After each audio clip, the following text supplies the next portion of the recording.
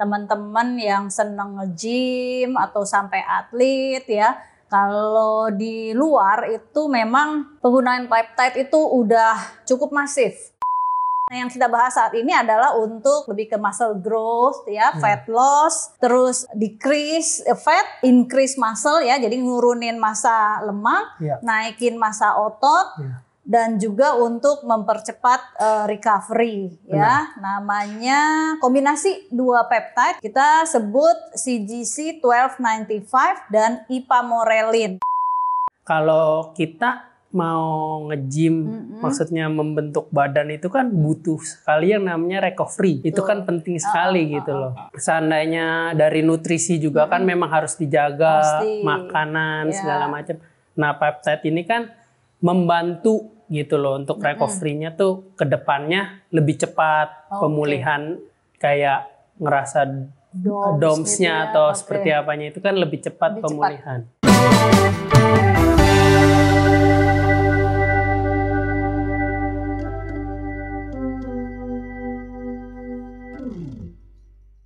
Halo, ketemu lagi dengan saya Dr. Grace dan saya saat ini bawa salah satu pasien yang juga udah jadi teman saya, namanya Pak Justinus. Kita berdua bakal ngobrol tentang peptide di Dr. House, The Lifestyle Clinic.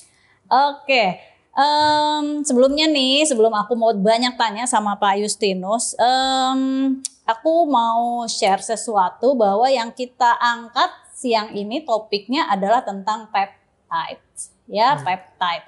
Nanti Pak Justinus mau share pengalaman dia pakai peptide dan reason dia kenapa kok pakai peptide itu ya. Jadi nanti ngalir aja nih kita cerita tentang peptide karena belum banyak yang tahu tentang peptide. Iya, memang sih untuk di Indonesia, saya juga tahu di sini bisa maksudnya membeli peptide dari Instagram sih awalnya. Oke. Tapi sebelum get into peptide, tahu peptide itu sendiri itu dari mana kira-kira? Awal mula mengenal peptide dan tahu itu biasa dari atlet luar kali ya. Benar, yang banyak menggunakan peptide antara seperti kayak PPC, CGC gitu ya, sih. Benar. Memang PR buat kita ya, biar banyak teman-teman yang seneng nge-gym atau sampai atlet ya. Kalau di luar itu memang penggunaan peptide itu udah cukup masif, ya, cukup masif. Banyak yang mulai beralih ke peptide untuk salah satunya karena fungsi peptide itu banyak banget, mulai dari otak sampai ujung kaki gitu ya. Nah, yang kita bahas saat ini adalah untuk lebih ke, kita lagi ngebahas untuk lebih ke muscle growth ya, fat loss, terus decrease fat, increase muscle ya, jadi ngurunin massa lemak, naikin massa otot, dan juga untuk mempercepat recovery ya. Namanya kombinasi dua peptide yaitu CGC, kita sebut CGC 1295 dan ipamorelin ya, itu jenis peptide-nya ya. Oke, Pak Justinus, beneran pas awal mau pakai peptide itu sebetulnya udah tahu banget belum sih tentang peptide atau sempat baca-baca atau gimana? Awal-awal sih sebenarnya di peptide buta ya. Karena di Indonesia kan banyak kan bodybuilder di Indonesia itu menggunakan kan steroid gitu. Ya kan, hampir rata-rata menggunakan steroid. Tapi kan kalau di luar itu kan dia mengkombinasi antara peptide dan beberapa steroid. Lah ya, peptide, steroid, even other hormon ya, kayak testosteron dan lain-lain, betul. Sekarang kira-kira udah berapa lama pakai peptide-nya? Berarti cycle kedua. Oke, cycle kedua ya. Satu cycle tuh sekitar 2,5 bulan ya. Jadi 2,5 bulan. Udah cycle kedua udah 5 bulan ya pakai itu. Apa yang dirasain? Pertama yang dirasain itu tidurnya. Kualitas tidur itu nggak bohong ya. Yang dirasain dari sejak awal menggunakan sampai detik sekarang, tidur itu benar-benar nyenyak. Iya, quality gitu. ya, sleep quality-nya bagus. Iya, benar. Terus yang kedua yang dirasain body fat turun, ya kan. Muscle mass, muscle mass naik. Oke. Gitu. Terus recovery cepet. Yes. Gitu, karena kan kalau kita mau nge-gym, maksudnya membentuk badan itu kan butuh sekali yang namanya recovery. Iya, betul. Itu kan penting sekali gitu loh. Terus lain maksudnya dalam arti seandainya dari nutrisi juga kan memang harus dijaga. Pasti. Makanan segala macam. Nah, peptide ini kan membantu gitu loh untuk recovery-nya tuh ke depannya lebih cepat, pemulihan kayak ngerasa DOMS-nya gitu atau seperti apanya itu kan lebih cepat pemulihan. Iya, benar-benar. Nah, yang dipakai sama Pak Justinus ini kan tadi aku udah sebutin CGC dan ipamorelin ya. CGC dan ipamorelin itu adalah jenis peptide yang kerjanya itu adalah meningkatkan growth hormone. Ya, meningkatkan growth hormone. Nah, kenapa kok kita bilang lebih safe ya, lebih aman pemakaian peptide ketimbang hormon? Dulu-dulu awal-awal mungkin sampai sekarang ya masih banyak yang pakai atau nginjeksiin growth hormone, bener kan? Iya. Ya? Banyak kan HGH kan? Iya, HGH ya. Jadi banyak yang masih nginjeksiin growth hormone. Nah, dilemanya kalau kita pakai growth hormone ya, growth hormone kita injeksin eksternal atau dari luar kita pakai, badan kita itu punya satu mekanisme yang disebut feedback negatif ya. Jadi ketika kita injeksiin growth hormone ya, nah kan pasti kan titer atau jumlah growth hormone di dalam tubuh kita pasti akan meningkat. Ketika jumlah growth hormone di dalam tubuh kita meningkat, otak atau kelenjar pituitari yang fungsinya untuk menghasilkan growth hormone akan berpikir, oke, gue stop produksi karena jumlahnya udah cukup. Ya, itu namanya feedback negatif, di mana si kelenjar yang harusnya menghasilkan growth hormone, dia stop menghasilkan growth hormone karena sudah ada tambahan dari luar. Nah, ini sebenarnya cukup berbahaya pada saat kita pemakaian jangka panjang, ya kan? Jadi kita akhirnya bergantung terus-terusan pemakaian dari luar karena lama-lama tubuh kita secara natural berhenti produksi. Itu bahayanya pemakaian growth hormone. Nah, sementara peptide ya dalam hal ini CGC dan ipamorelin dia justru mengenhance atau merangsang kerjanya si kelenjar pituitari untuk menghasilkan growth hormone. Jadi growth hormone nanti akan meningkat ya. Nanti biasanya kalau dicek IGF-1-nya itu akan meningkat bukan karena masuk dari luar tapi karena produksi endogen, produksi dari dalam ya. Itu jadi dibilang lebih safe untuk pemakaian jangka panjang. Memang pemakaian peptide kita ada term terus kita ada masa istirahat. Tapi bukan supaya tidak terjadi feedback negatif, tapi lebih untuk meningkatkan sensitisasi supaya badan kita nggak kebal. Ya. Dan pada prinsipnya peptide itu sendiri natural karena peptide itu adalah asam amino rantai pendek. Kalau rantai panjang protein, ya kan? Rantai pendek kita sebutnya peptide. Nah, itu sih sebetulnya mungkin itu juga menjadi latar belakang Pak Justinus pakai peptide ya. Iya, karena satu posisi saya ini kan dulu kan dari obes ya. Nah, berapa dulu beratnya? 115 kilo. 115 kilo, wow. Oke. 115 kilo dan mungkin kalau orang maksudnya orang di luar mikir gila 115 kilo mau bentuk badan seperti apa. Nah, sedangkan saya itu mungkin dibilang terlalu terobsesi gitu dengan bodybuilder gitu loh. Makanya saya mencoba berbagai cara, ya kan, sampai mendapatkan titik di mana saya itu ingin mendapatkan badan semaksimal badan saya seperti apa gitu. Nge-gym juga bukan setahun 2 tahun, saya nge-gym itu udah dari 2013, 2014-an. Nah, itu yang mesti di underline tuh, mesti digaris bawahin bahwa dari berat 115, sekarang beratnya berapa? Sekarang di 68-69 kilo.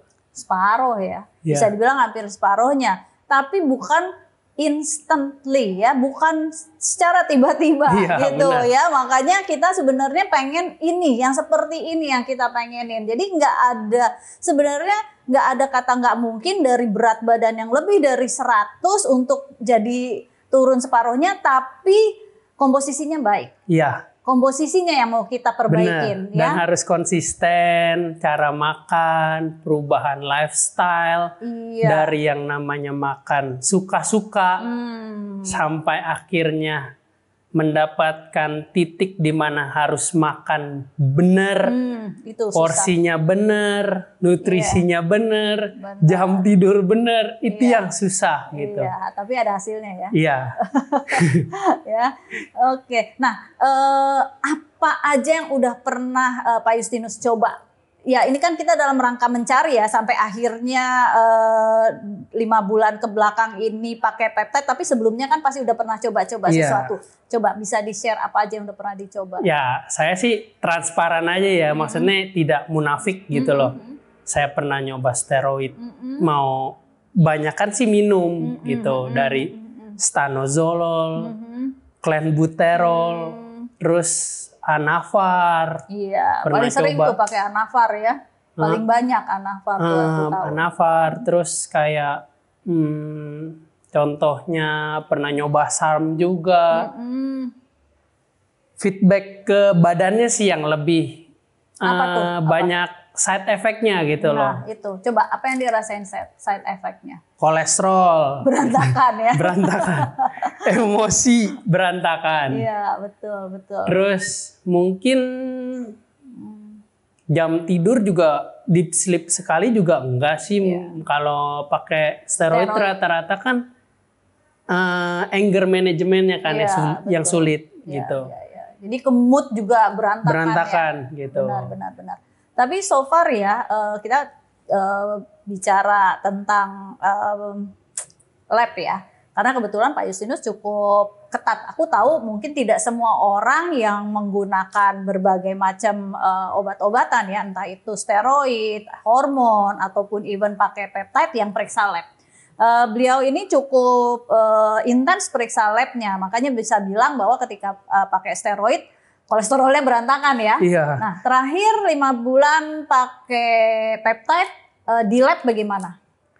Hasil lab sih pertama dari badan sih ya yang dirasain kan kita mungkin kalau seandainya ngecek lab hasilnya bisa keluar, cuma badannya kadang kan suka nggak enak gitu. Labnya bagus, badannya sih. Iya, itu dia.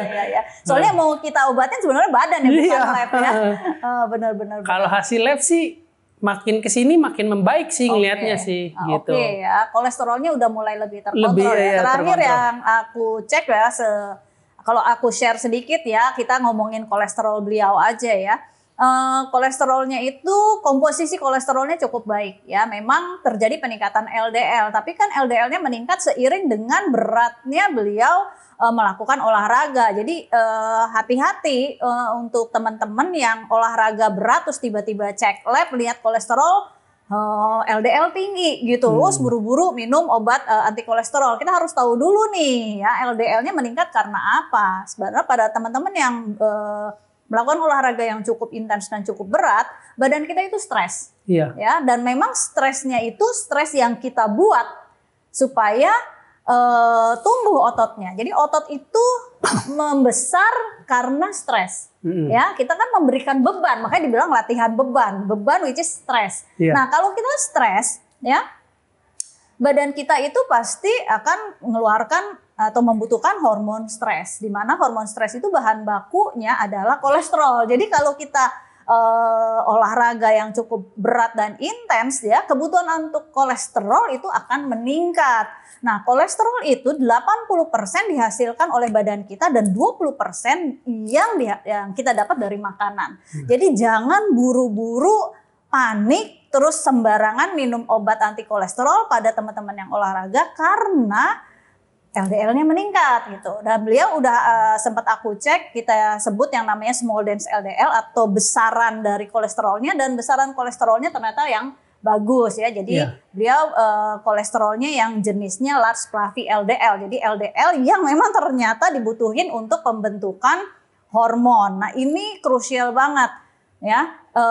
Hati-hati bagaimanapun juga memang selalu ada dampak dari obat-obatan seperti tadi steroid. Nah, setelah tidak menggunakan steroid kok LDL masih tinggi, harus kita analisa lagi gitu. Nah, banyak sih memang dokter-dokter umum mungkin ya. Kalau ngelihat hasil lab saya mungkin lihatnya, wah kok kolesterolnya tinggi sekali gitu. Betul, Cuma hanya mungkin di sini sebagian kecil yang menyarankan untuk periksa lagi nih dari LDL ini dipecah gitu loh. Benar. Banyak kan yang salah ngelihat hasil lab langsung dibikinin aja resep obat aja. Benar ya. Nah, karena itu dia sih. Beliau ini kan udah ngatur lifestyle ya. Jadi makannya juga bagus, more to protein. Proteinnya mungkin intake-nya sekitar 2 gram per kilogram berat badan nyampe kali ya. Sehari lebih mungkin ya, karena emang mau build muscle kan. Lebih. Kalau seandainya protein pagi aja saya putih telur 4. Oke. Ya. Siang itu sekitar 250 gram ayam.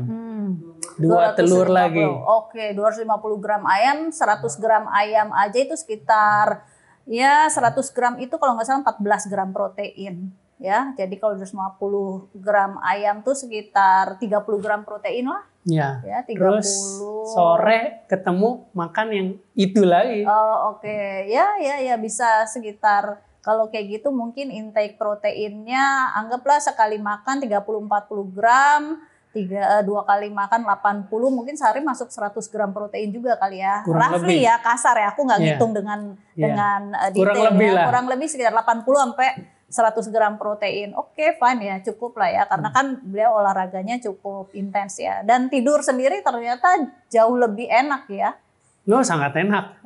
Jadi kenapa kok begitu ya? Jadi kan aku udah bilang tadi ya, peptide yang dipakai adalah CGC dan ipamorelin, di mana keduanya itu targetnya adalah meningkatkan produksi growth hormone. Kita tahu growth hormone itu adalah di anti aging hormone. Dia itu kerjanya ya nomor satu tuh ya, memang dia increase otot ya, ningkatin otot. 2, nurunin fat.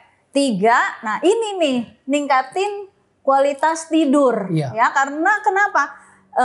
Aku bilang tadi bahwa growth hormone di anti aging hormone. Tidur yang berkualitas, badan kita rest, itu saatnya badan kita beregenerasi. Benar. Ya, penyembuhan, makanya dibilang tadi DOMS-nya atau recovery-nya lebih cepat. Nah, karena itu jadi pada saat tidur itu maksimal kita punya regenerasi, sehingga healing-nya lebih cepat kalau kita pakai peptide ini ya. Nah, itu hal-hal yang sejalur sama olahraga. Tapi sebetulnya pemakaian CGC ipamorelin ini bisa di luar pemakaian teman-teman yang nge-gym ya. Biasanya aku kasih ke pasien-pasienku yang aging ya, perempuan yang sebenarnya sih aku selalu nyaranin pasienku perempuan at any age ya, di usia berapapun untuk latihan otot ya. Aku selalu tekanin harus latihan otot karena otot itu tempat untuk kita melakukan metabolisme, terutama metabolisme gula ya. Jadi kalau misalnya hanya diet gila-gilaan ngurusin badan kayak beliau dari 115 hanya turun aja. Paling berapa bulan sih turun? 3 Kalau bulan ngomong paling. Turun sih, ngomong diet ketat aja pasti turun timbangan. Cuma kan yang dicari itu kan komposisi turunnya itu apa. Taunya turunnya cuma air, masa otot ya kan. Banyak kan orang kardio apa segala macam. Gue cuma mau nyari turunin berat badan. Makan diet. Jagain makannya, dijaga diet. Cuma komposisi apa yang dimakannya belum tahu. Betul. Olahraganya seperti apa belum tahu. Kalau kardio kita ngomong kardio 1 jam, 1 jam setengah, makan defisit juga pasti turun. Tapi cuma kan ototnya bisa turun. Ototnya hilang gitu ya. Jadi sebenarnya obsesi kita itu bukan di turun berat badan. Benar. Obsesi kita itu di body komposisi. Benar. Ya, jadi komposisi itu ada komposisi yang mau kita inginkan ya, di mana yang turun itu benar-benar fat. Benar. Ya, jadi kita lebih ke fat loss bukan ke weight loss ya. Jadi kalau bisa berat badannya itu mungkin turunnya nanti setelah tercapai ya, kayak Pak Justinus kan udah tercapai 60-an tuh, hampir 70 kilo, 68 ya tadi kalau nggak salah terakhir nimbang ya. Tapi itu komposisinya di muscle yang banyak gitu. Muscle-nya itu dikontrol, memang muscle-nya meningkat ya, muscle-nya meningkat terus, fatnya turun-turun. Ini fatnya terakhir udah di 11, berapa tuh tadi? Coba tadi nimbang. Terakhir di sini 11,8. 11,8 ya dengan timbangan InBody itu yang timbangannya cukup akurat. Terus muscle-nya udah di angka, muscle-nya itu udah di 34,8 ya, dari berat badan yang 69,6 ya. Muscle-nya itu dalam kilogram ya, berat badan 69,6 kilo, muscle-nya 34,8 kilo ya. Jadi kebayang ya, kalau berat 70, 35 kilonya muscle. Ya, jadi separuh badannya tuh udah muscle komposisinya ya. Ini yang mau kita tuju. Nah, kalau lihat BMI, nah kita kan sering nih ya dikit-dikit lihatnya biar gampang BMI gitu ya, body mass index. Ini udah nipu nih BMI-nya. BMI-nya itu udah BMI slightly over ya. Jadi BMI orang yang udah ke arah overweight. BMI nipu ya. Kita kan sedang lihat BMI-nya dong. BMI-nya harus normal. Nah, pada orang-orang tertentu apalagi yang muscle-nya berat, BMI-nya tinggi. BMI itu adalah satu perhitungan di mana yang dihitung berdasarkan umur, jenis kelamin, tinggi badan dan berat badan. Oke. That's it ya. Nah, taunya beratnya karena otot. Nah, ya. Jadi BMI-nya tetap tinggi. BMI-nya seakan-akan ke arah overweight, padahal overnya di otot. Jadi hati-hati buat teman-teman yang udah olahraga yang cukup intens, jangan berpatokan pada BMI gitu ya kan. Aku yakin deh teman-teman yang di gym segala macam udah nggak noleh-noleh BMI lagi lah ya, udah nggak main lah kalau teman-teman yang di gym. Kalau teman-teman yang nggak nge-gym mungkin masih lah ngelihat. Orang-orang normal itu mungkin ngelihat, tapi memang ada baiknya mungkin buat yang mau fokus nurunin berat badan dan membentuk komposisi badan yang baik, nggak mulai lihat BMI, tapi lihat body komposisi dengan timbangan yang banyak kok sekarang, ada Omron, Tanita dan segala macam. Walaupun kalau mau yang lebih detail memang pakai InBody ya, tapi udah banyak timbangan yang memperlihatkan body komposisi. Jadi ketika kita nurunin berat badan, lihat komposisinya yang turun tuh apa. Ya, komposisi yang turun apa, dan perhatiin muscle-nya tuh mesti naik ya. Jadi jangan lihat berat badan turun taunya yang turun otot. Benar. Ya. Nah, pemakaian peptide itu sangat membantu. Sangat membantu. Ya, karena peptide yang isinya lebih untuk meningkatkan produksi growth hormone memang fokus dia ningkatin muscle, nurunin fat. Itu yang ini ya apa. Nah, selama pemakaian peptide, ada efek samping nggak yang dirasa? Ada kalau efek samping. Yang pertama, pernah ngerasain jantung berdebar cepat sekali, muka panas, terus kaki tangan kayak kebas, terus hanya pusing kadang. Kalau pusing mungkin istri kali ya. Iya. Oh, istri pakai peptide istri juga pakai gitu. Karena hasilnya oke kah? Hasilnya kalau dilihat dari timbangan nggak ada perubahan. Cuma Body komposisinya ya. Size badannya berubah total. Oke. Itu sih. Tuh. Jadi efek samping yang dirasain sama Pak Justinus memang itu hal-hal yang common atau yang umum terjadi pada pemakaian peptide. Makanya di sini aku akan tekanin bahwa jangan sembarangan main atau memulai injeksi peptide tanpa konsultasi sih sebetulnya. Karena harus pengawasan sih. Benar. Itu lebih cari sebenarnya kita mau menggunakan peptide, sorry to say ya, kalau kayak di Tokped Tokopedia, Shopee yang jual banyak. Betul. Cuma cara penggunaan, dosis. Nah, dosis. Betul. Yang paling penting itu kan sebenarnya Dosis. antara orang satu dengan orang yang lain itu berbeda dosisnya. Benar banget. Dan tanpa pengawasan dokter pun kita menggunakan itu bukannya untuk jadi sehat, malah bisa nggak benar gitu. Ya. Iya. Itu sih harus ada pengawasan dari dokter. Dosis sih. itu nggak sembarangan soalnya, ya. Nggak bisa dicontek juga, ya. Nggak bisa dicontek, tiap orang juga beda-beda. Nah, ketika muncul efek samping kalau belinya di tempat marketplace, bingung juga mau nanya sama siapa gitu kan? Bingung. Orang, nih kenapa nih? Gue kenapa nih? Kan masih bingung. Benar-benar. Dan memang dilemanya pemakaian peptide ini sampai saat ini, walaupun peptide itu ada yang oral diminum, ya, beberapa peptide udah mulai ada yang diminum, tapi penggunaan peptide itu yang terbaik saat ini memang masih injeksi. Iya. Ya, injeksi itu repotnya di situ ya. Karena gimana? Pas mau injeksi gimana? Di luar juga mungkin dosisnya bule kalau ngelihat bisa sehari bisa 3 kali. Betul. Kali dong. Ya, CGC Pamorelin itu bisa 1, 2, 3 kali. Bangun tidur, narik perut, tusuk. Ya kan, sebelum nge-gym, narik perut lagi, nusuk lagi. Mau tidur, nusuk lagi. Betul, ya memang itu nggak. Nah, hati-hati gitu kalau misalnya kita nggak di-guiding ya pemakaian peptide, terus ngelihat contoh-contoh yang udah ada terus kita aplikasiin, wah tiba-tiba takikardia berdebar-debar, kan repot ya. Iya kan, kalau sannya ngelihat nih efeknya begini.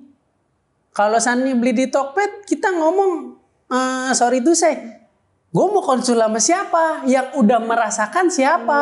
Iya, kan bingung, panik. Ya. Kita ke rumah sakit pun, rumah sakit nanya, sakitnya apa? Kan bingung.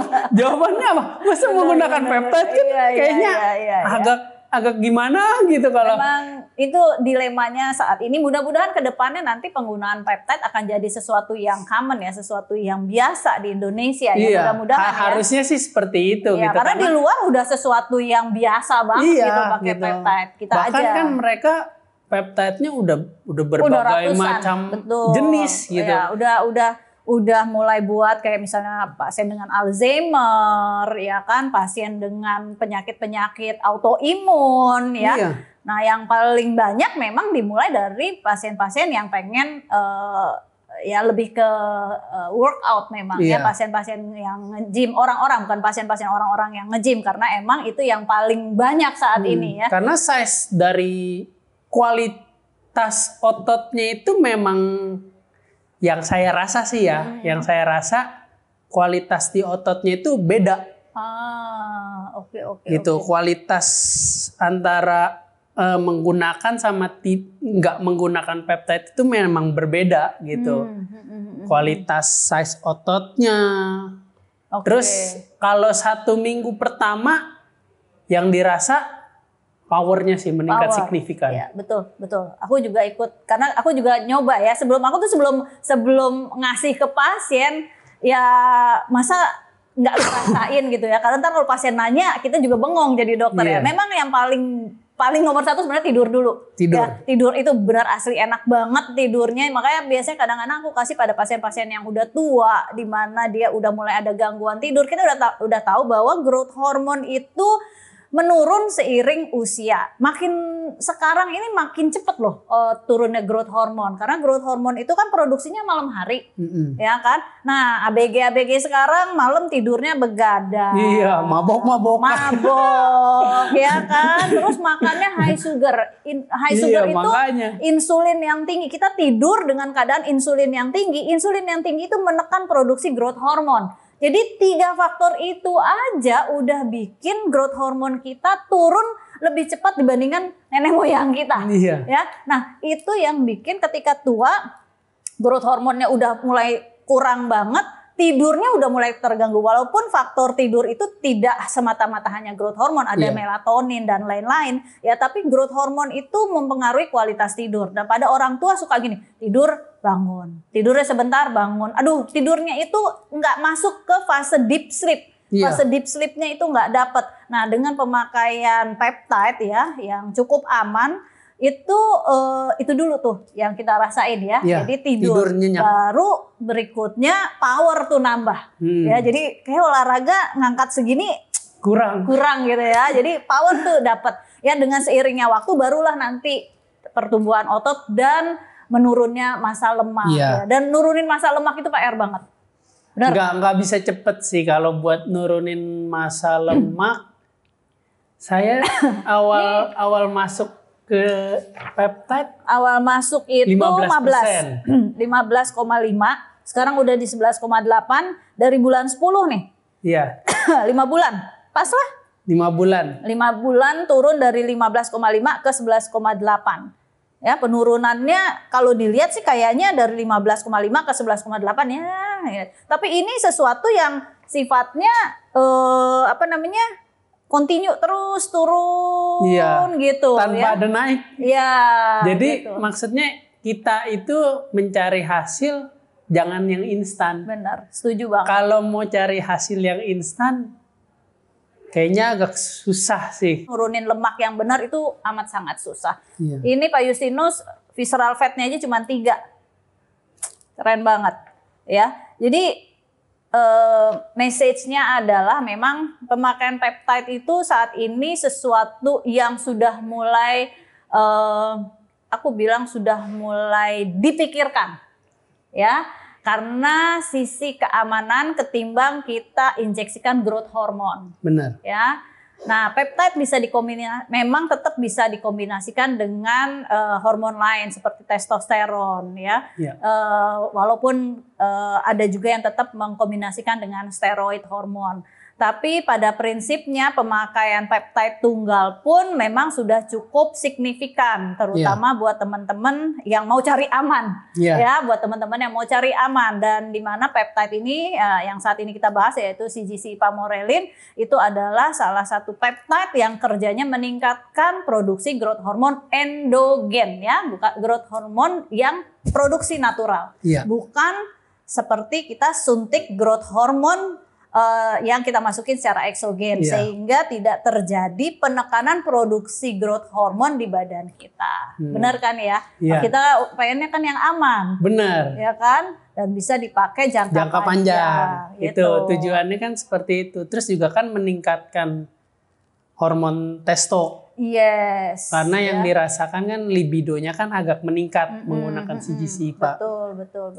Itu sih mencari aman, terus untuk jangka panjang, hasil maksimal. Oke. Ya, jadi buat teman-teman hari ini kita ngebahas tentang penggunaan salah satu jenis peptide di antara ratusan jenis peptide yang sebenarnya udah ada di dunia. Ya, mulai kita kenalin satu-satu. Nanti bertahap kita ngobrolin lagi tentang peptide yang lain. Tapi saat ini Pak Justinus udah nyoba 2 kali cycle pakai peptide. So far memang sedikit pernah terjadi takikardi dan lain-lain, tapi masih ke-handle ya. Aman lah, hanya 15 menit kok. Oke, ya, hanya 15 menit, dan itulah pentingnya saling berkomunikasi dan konsultasi sehingga pemakaian peptide-nya benar-benar di jalur yang benar. Ya, kalau kagak orang kalau kayak pas kena side effect begitu nggak ada, maksudnya nggak bisa konsultasi dengan dokter kayak kemarin saya langsung ngechat dokter gitu, itu panik loh asli dok. Benar, saya bingung sendiri ini kenapa. Pengen yang dipikiran cuma ke rumah sakit, harus rumah sakit. Cuma ke rumah sakit ngapain? Nyampe rumah sakit pasti kan ditanya dong, sakitnya apa? Betul. Diperiksa, masa kita jujur terus terang gitu menggunakan peptide, terus kan bingung kalau misalnya dokternya mengerti. Kalau dokternya nyambung ya. Kalau nggak nyambung kan nggak ngerti, bingung lagi. Iya betul. Itu dia sih. Ya, jadi message dari Pak Justinus artinya kalau mau pakai peptide konsultasi dulu yang benar, pelajarin dulu, diskusi dulu peptide mana yang mau dipakai, berapa dosisnya, berapa lamanya, dan nanti juga dokter akan nerangin side effect-nya ya, sehingga kita juga ngerasa comfortable ya mau pakai peptide dengan aman jangka panjang. Iya, sama ngelihat apa dari kandungan purity-nya sih. Betul, itu betul penting. Betul banget ya. Karena ada di kayak contoh kayak di Tokped hanya 98% purity. Kita kan nggak tahu 2%-nya itu isinya apa, kita kan nggak tahu. Benar. Terus kandungan di di luar itu contoh pakai di Tokped, kita nggak tahu itu keasliannya seperti apa. Benar. Gitu. Benar. Walaupun katanya oh ini asli, harganya segini kok, asli. Benar. Cara penggunaannya seperti ini. Iya. Mereka menjelaskan berbagai marketing, namanya marketing ya dok ya. Kita kan juga maksudnya nggak tahu ntar ke depannya pas kita masukin ke badan, namanya masukinnya kan ke badan sendiri. Benar ya, apalagi injeksi Iya, kan. injeksi sembarangan lah. di Sayang sama badan. badan. Iya. Iya, Kan ngeri juga kalau misalnya itu karena kan habis nusuk masuk obat langsung berasa. Betul, nggak bisa. Gimana nih dikeluarin lagi ya? Nggak bisa. Nggak bisa kan langsung berasa. Ini betul, langsung cepet ya. Jadi peptide itu kalau yang diinjeksi, injeksinya tuh di area subkutan. Subkutan itu persis di bawah kulit ya. Jadi cuma dipinch sedikit kulitnya terus disuntikin. Itu nggak berselang lama reaksinya tuh langsung berasa ya. Jadi kayak tiba-tiba kayak flashing tuh merah muka gitu ya. Ada juga yang kalau awal-awal kayak berdebar-debar gitu ya. Jadi itu yang mesti diantisipasi biar dokternya ngasih tahu dulu yang seperti ini. Jadi biar nggak panik gitu. Benar. Ya kan. Memang Itulah benar. pentingnya maksudnya konsultasi ke dokter yang benar-benar mengerti. Benar. Ya, Gitu. penggunaan peptide karena masih belum banyak yang tahu, jadi kita juga harus hati-hati gitu. Tapi tidak tertutup kemungkinan nanti akan banyak dokter yang paham tentang peptide ini dan bisa membantu teman-teman yang pengen mendapatkan hasil yang bagus dalam membentuk tubuh ya, tapi aman. Ya, benar. Gitu. Jadi clue-nya tuh amannya dulu, Aman natural. dulu, cari ya. aman dulu. Iya, kita ntar udah olahraga capek-capek badannya bagus tapi ambruk gitu loh ya. Cuman casingnya doang bagus, tapi dalamnya amburadul gitu kan. Carilah yang aman. Benar. Oke, thank you Pak Justinus share-nya karena nggak banyak yang mau share penggunaan peptide atau mungkin juga belum banyak yang mengerti tentang peptide. Mudah-mudahan nanti habis denger ini banyak yang ikutan nih ya, pengen pakai peptide karena peptide itu cukup natural dan cukup aman buat teman-teman yang pengen gedein otot dan nurunin massa lemak. Benar. Ya, dan ngurusin badan pastinya. Iya. Ya. Oke, terima kasih sekali lagi dari Dr. House. Saya Dr. Grace dan Pak Justinus. Kita di Dr. House The Lifestyle Clinic.